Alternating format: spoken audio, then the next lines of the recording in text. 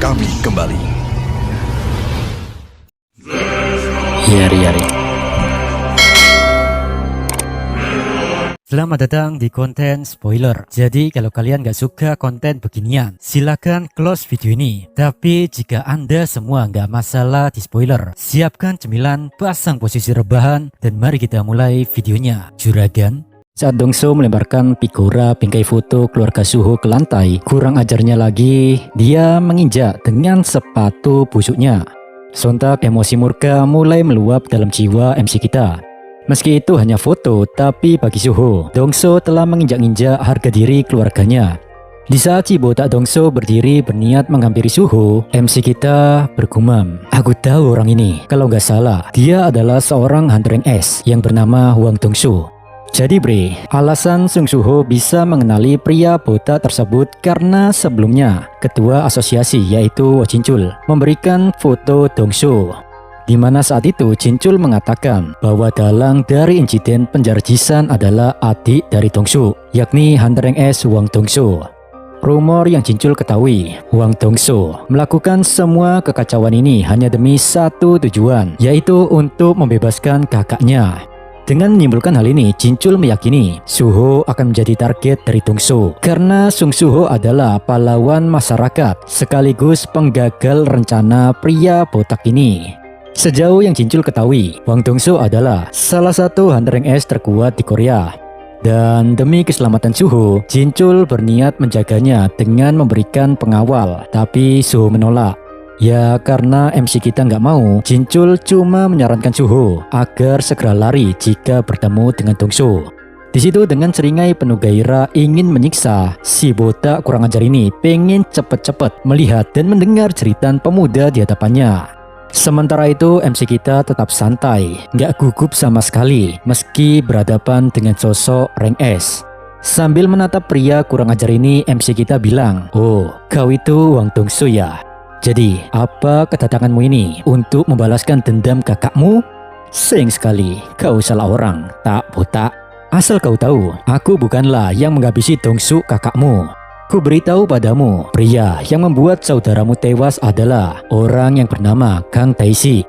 Sontak kenyataan ini mengejutkan Dongso. Dia tak menduga bahwa pemuda di hadapannya juga mengenal Kang Taeshi, dan hal ini semakin menguatkan hasrat si botak untuk meng-smackdown Suho.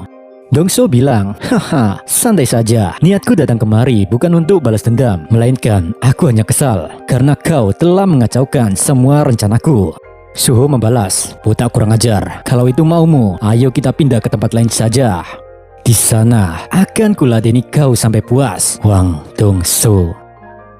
Emosi karena seolah-olah dipaksa tunduk pada perintahnya, Dongso mulai mengeluarkan aura kekuatannya. "Bocah tengik, kenapa aku harus menuruti ucapanmu?"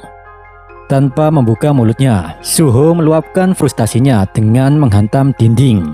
Seketika itu juga alarm telolet berbunyi sangat keras dan suasana rumah MC kita berubah jadi merah. Suho dengan santai bilang, "Pamanku itu orangnya khawatiran. Jadi kalau kita bertarung di sini, kau yang akan dirugikan loh.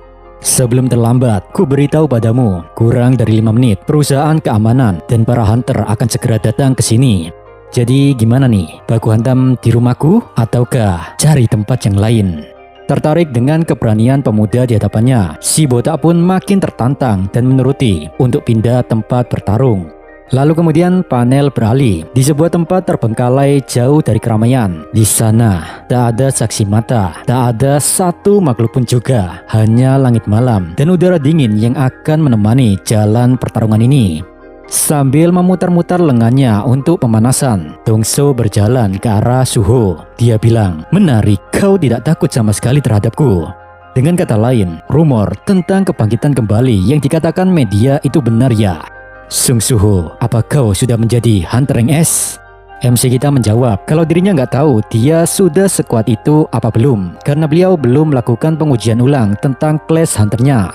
Mengesampingkan hal itu, Suho bertanya pada si botak, "Tak, botak, aku ingin bertanya padamu suatu hal. Bagaimana caramu bisa mendapatkan star fragment?" Tanya Suho, dan Dongso menjawab, Lo, tak kusangka kau membahas hal itu. Bocah, apa kau nggak pede lawan aneh tanpa stimulan itu ya?" Oi, Sung Suho, benda itu sangat langka dan sulit didapatkan. Jadi jangan ngarep aku akan memberitahumu tentang cara mendapatkan star fragment tersebut. Menyimpulkan ucapan si botak, Suho meyakini Dongso tak menerima stimulan itu dari utusan Itarim. Sambil melepaskan kacamatanya dan memakai batu akik di jemarinya, Dongso bilang, "Aku sedikit kecewa denganmu. Tak kusangka kau hanyalah orang lemah yang bergantung pada stimulan sampah seperti itu. Tapi sepertinya kau kini bisa lega karena kekuatanmu terbangkitkan menjadi Hunter Rank S." Sung Suho, asal kau tahu, tidak semua Hunter Rank S itu sama. Dengan pedenya si botak meluapkan kekesalannya dan melepaskan aura merah menyalanya. Tentunya di sini Suho masih tenang, meski nggak tahu dia sudah sekuat apa. Dia yakin nggak akan kalah karena dirinya adalah tokoh utama cerita ini. Namun di titik ini Suho memahami bahwa Dongso lebih kuat dari Hunter Rank S yang pernah dia kenal. Meski ini pertarungan sungguhan melawan Hunter Rank S, tapi tetap saja Suho nggak ada niatan untuk lari karena dirinya ingin menguji sampai di mana kekuatannya sekarang. Tanpa banyak mikir, MC kita melakukan serangan pertamanya. Dengan tinju yang terkepal, Suho menghampiri Dongso. Menanggapi serangan belak-belakan ini, Dongso cuma mengangkat kakinya dan boom. Si botak cosplay avatar Eng, yang dimana dengan satu pijakan kakinya, beliau dapat membuat tanah di hadapannya tiba-tiba naik, mencuat, runcing, sehingga perut MC kita terhantam sangat keras. Tentu bukan hanya kaget, tapi Sung Suho juga merasakan rasa sakit akibat serangan itu. Tak berhenti sampai di situ, Dongso memusatkan kekuatannya pada tinju kanannya. "Hunter tipe summoner sepertimu ingin melawanku secara langsung? Jangan membuatku tertawa. Berani sekali kau meremehkanku, bocah tengik. Cepat, keluarkan makhluk samanmu." Setelah mengatakan itu, tinju Dongso menghantam batu yang menjulang di hadapannya dan menghempaskan Suho ke udara. Seketika itu juga, tubuh MC kita terlempar hingga menabrak dinding bangunan. Walau begitu sih, Sung Suho berhasil mendarat dengan selamat. Seolah tak membiarkan mangsanya lepas, Dongso dengan cepat sudah muncul di hadapan Suho. Dengan posisi sudah mengangkat salah satu kakinya untuk menginjak kepala MC kita biar tidur nyenyak. Alih-alih menolak turu, Suho bergegas menghindari serangan dadakan tersebut. Injakan sakti si botak itu tak menuai hasil dan hanya menciptakan retakan pada lantai bangunan.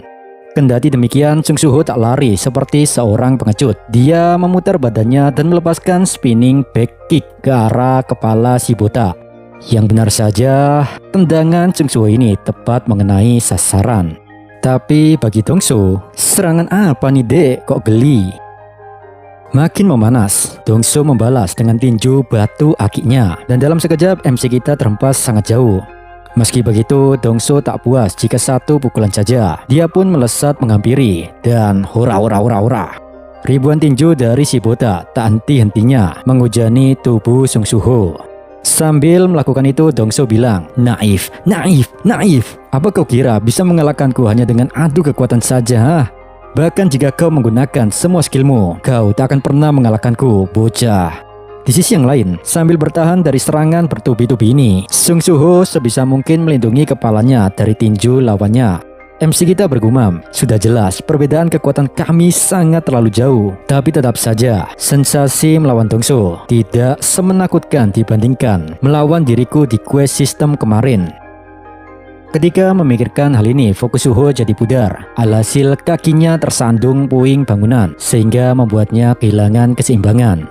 Tentu, kesempatan ini tak disia-siakan Dongso untuk mengajar Sung Suho.